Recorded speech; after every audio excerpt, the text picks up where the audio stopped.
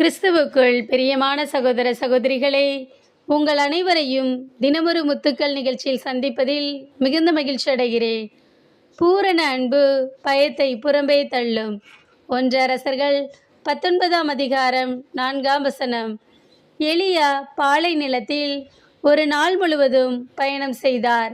அங்கே ஒரு சூறைச் செடியின் அடியில் அமர்ந்து கொண்டு தாம் சாக வேண்டுமென பின்வருமாறு மன்றாடினார்: ஆண்டவரே, நான் வாழ்ந்தது போதும், என் உயிரை எடுத்துக்கொள்ளும். நான் என் மூதாதையரை விட நல்லவன் அல்ல என்றார்.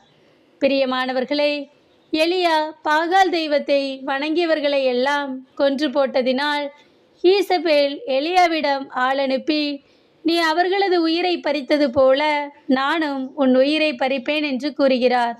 இந்த வார்த்தைகளினால் எலியா பயந்து போய் தான் சாக வேண்டுமென சூறை செடியின் கீழ் அமர்ந்து கொண்டு தன் உயிரை எடுத்துக்கொள்ளும் என்று இறைவனிடம் வேண்டினார்.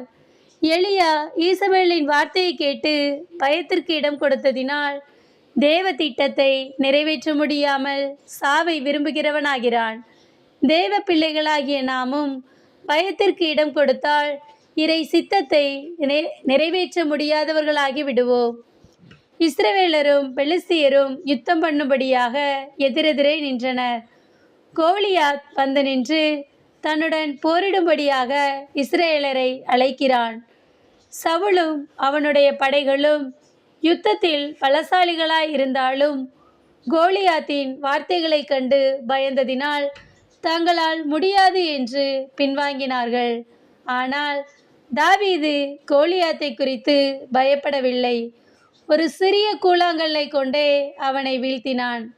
அன்பானவர்களை, பூரண அன்பு பயத்தை புறம்பே தள்ளும் என்று வேதம் கூறுகிறது.